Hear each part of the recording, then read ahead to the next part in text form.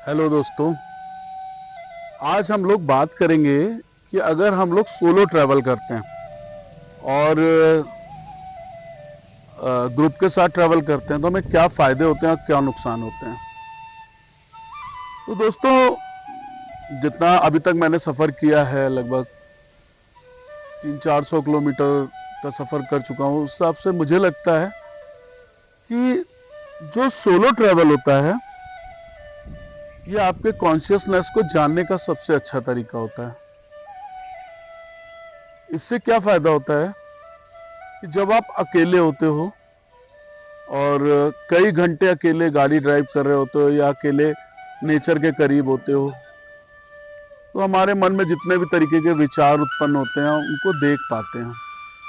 Generally भीड़ में क्या होता है कि मन में विचार आते हैं, हम भूल जाते हैं और आगे बढ़ जाते हैं। जब आपको कोई टोकने वाला नहीं है, कोई आपसे बोलने वाला नहीं है, तो आप अपने विचारों को देख पाते हो, क्या पॉजिटिव और क्या निगेटिव विचार आ रहे हैं। तो इस जगह पे ये समझ में आने लगता है कि हमें अपने कॉन्शियस को किस तरफ ले जाना है, पॉजिटिवली या निगेटिव। दूसरी चीज है कि वो है फ्रीडम।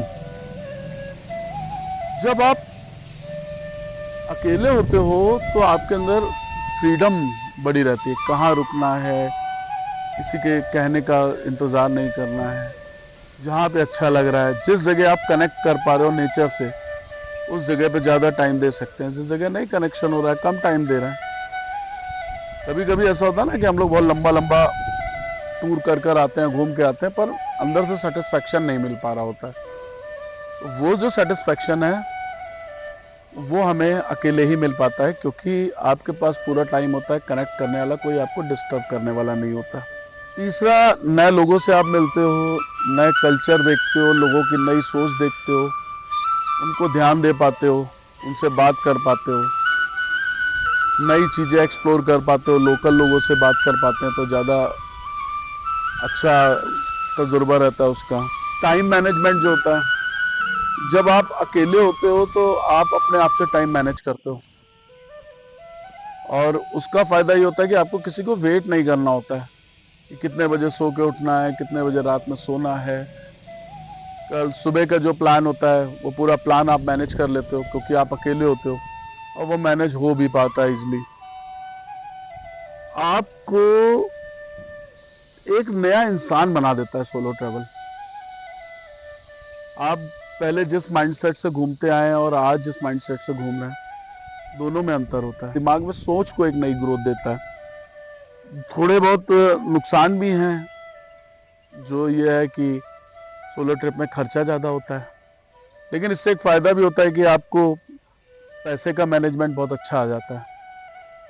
कि अगर आपको सेविंग करनी है तो आपको किसी पे डिपेंड नहीं होना है। आप छोटे से होटल में रुक जाओ, लॉज में रुक जाओ, हॉस्टल में रुक जाओ, ये सारी चीज़ें फ़ायदा देती हैं। और जो मतलब अगर नुकसान है तो फ़ायदा भी है, ये आपको कम से कम मनी सेविंग का तरीका आ जाता है आपके पास।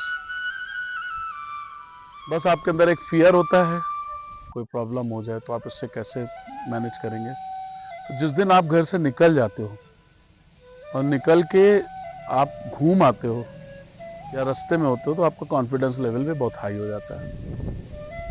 आप खुद के डिसीजन लेना सीखते हो, किन परिस्थितियों में कैसे निकलना है ये भी सीखते हो। तो मुझे लगता है कि ये बहुत सारे फ़ायदे हैं ये सब, जो सोलो ट्रैवलिंग में काम आते हैं।